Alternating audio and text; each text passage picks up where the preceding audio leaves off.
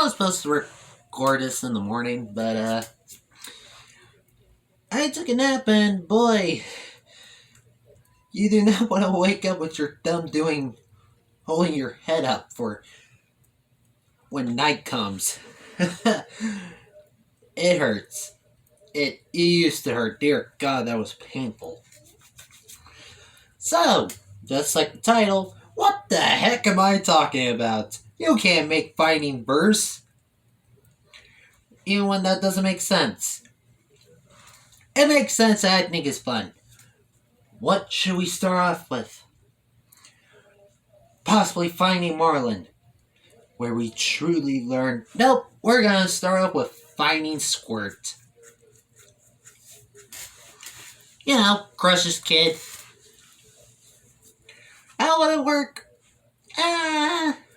Let's just say Crush thinks it's a good idea to be on the surface. Because pretty much he's the embodiment of, I'm a hippie dad, dude. Yeah. And let's just say some birds captured him, and Squirt is easily finding his own way back to the current. And Crush, knowing the currents very well, to know which way he should go. I know Crush has a lot of kids, but dear God, only all of us know who Squirt is. And that's pretty much it. Now the Tank Gang. You might be wondering, how would they even get free? Well, when Squirt is doing his best to find his way home, let's just say he pulled the bag, ripped the bags out. So yeah. The Tank Gang pretty much will try to find their own homes, and it's like relearning the lesson of, we were pretty much bought in different fish companies. Like, are we sure the exact same yellow fish has the exact same addiction like the others? No, they're pretty much the idea of different. And boy, Gil's arc would be interesting because, well, he has a massive scar in his fin. It's almost like seeing a bony hand without the flesh. Possibly a huge scab. I don't know if that's impossible. But, yeah, we pretty much get that out of the way. They join together again and promise to help other fishes to find their homes. Even when their homes are not that, their similarities, just the spirit bonding. Now, Finding Destiny. No, I do not mean like that, you weirdos. You know, the blue whale shark. Let's just say the moments where her blindness gets her in trouble is when she gets trapped in a net. Don't worry, she gets freed. That means the whole entire Finding family has to do their best to find her. Even Hankin. Okay, maybe I should have done more watching of that, because surprisingly I can almost remember the seals' names. Almost. And Destiny would get help from the sharks. They'd be surprised to meet a shark who's also part whale.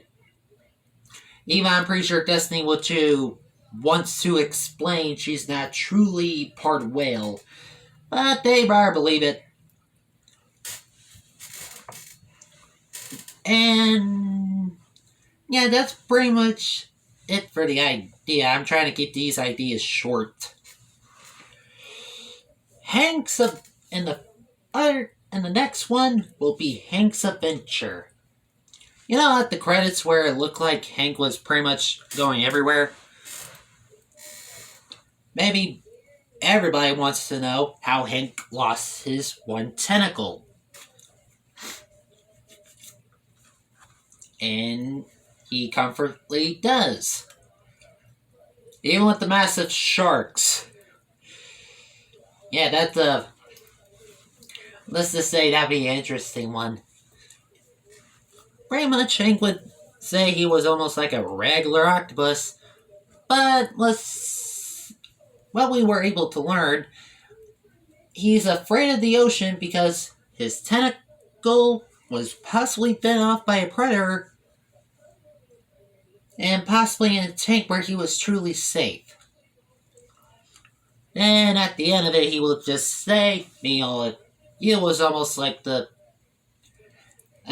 restarting my love for the open ocean.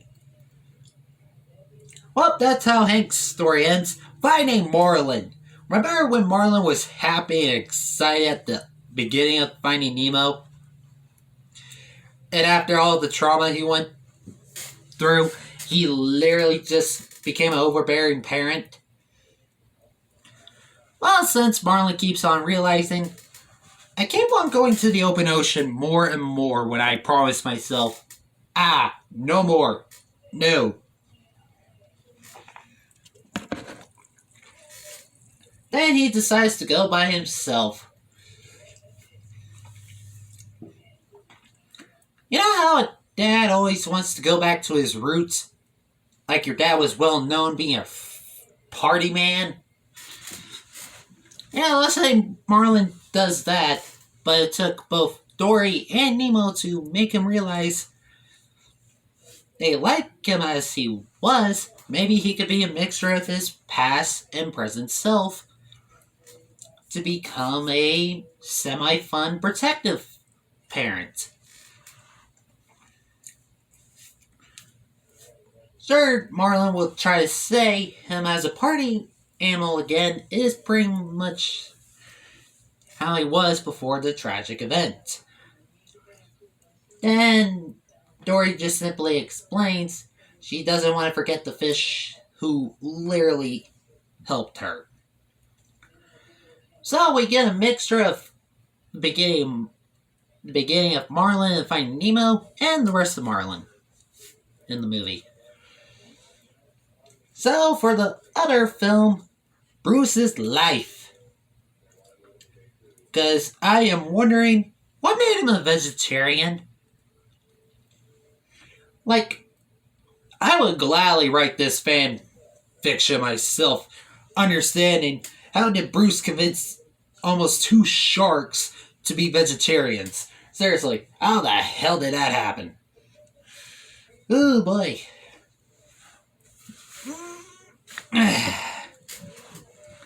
So the next film will be Find the Adventure. Because Nemo realized he keeps on having adventures with his adult friends, but never the kid friends he has. Yeah, weirdly enough, they barely even were there in the Finding Dory movie. But somehow they got the one for the buck-tooth fish. What the heck? So, yeah, this would pretty much lead up to Nemo getting his friends and also Squirt along, because Squirt is awesome! And also will possibly headbutt everybody. And that'd be adorable. Along with painful. Yeah, definitely painful. Yeah. Just making sure my phone is not screwing me over again.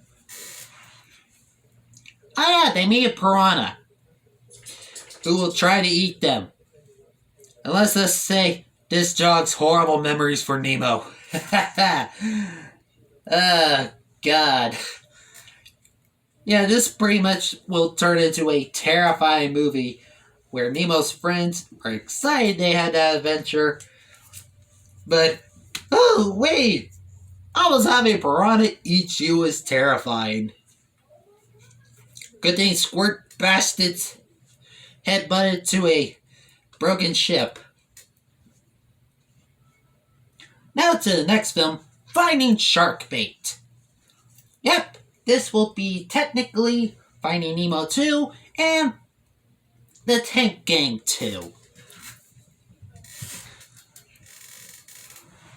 I'm pretty sure Pixar wouldn't make 11 more sequels to this universe. seeing how I wrote that down on my board. If you're wondering, it's a whole entire script on the board. Nope, it's just a bunch of letters representing for each one. So pretty much Tank Gang finds Nemo, and Nemo just is glad his tank friends are finally free. But they also go around and helping other fish to find their homes. And terrifyingly enough, they found the piranha. They thought they got crushed by the boat. So, yeah.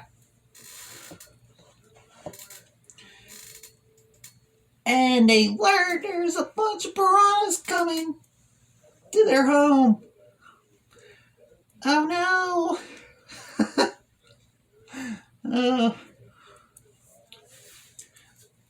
And Dory, as clever as she is, since they keep on fighting each other, they become the Finding Family. I mean friends. Finding friends. So, for this whole entire team up, it is a piranha.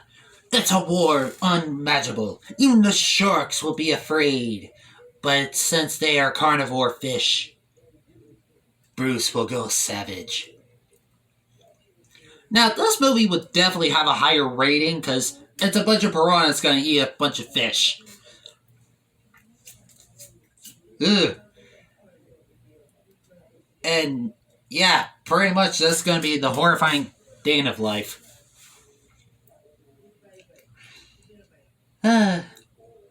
Oh yeah, we're going to do the only post-credits scene. Dory accidentally found a way to find Coral. That's right, suckers. She's alive in these sequels.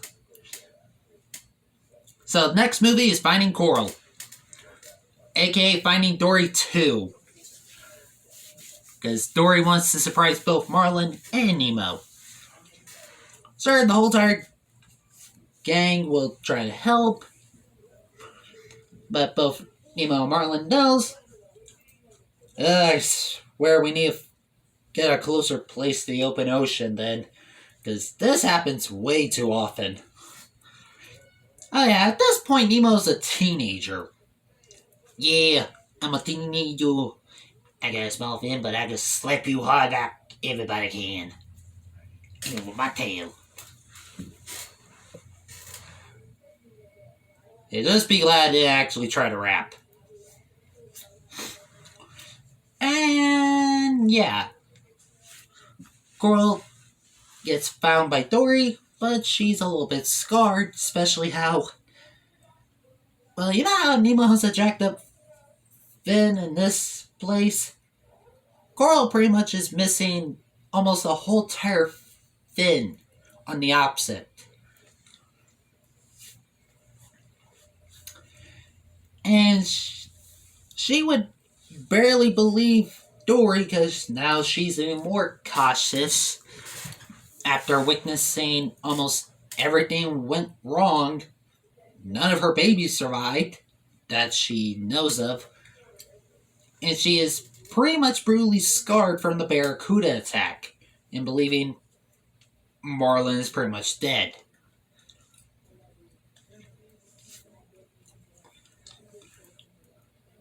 And guess what? The exact same Barracuda. Sure, Coral will be happy to meet the only child she has left and her husband almost being the exact same way as she remembered him, but a little bit more protective. And the whole entire family fights the Barracuda. And the Barracuda gets crushed by rocks. Because Nemo needs to have an epic line saying, "This from the rest of my siblings." And smacks the rock and a whole entire avalanche of rocks crush it. So how did we finish this off? Finding family. Pretty much Nemo's a teenager and he almost lived his whole entire life without his mom in his life. And Nemo's at the point where he considers Dory as his mom, and Coral, she doesn't know what to do. Pretty much the whole entire gang of their friends need to help them. Like, hey, Marlin, at least you got your wife and kid. Heck, even Dory's parents will try to say. Sure, they were separated for a very long time. Even to the point where Dory was past her kid years and teenage years. But she helped them as they helped her, finding their family as they did for her.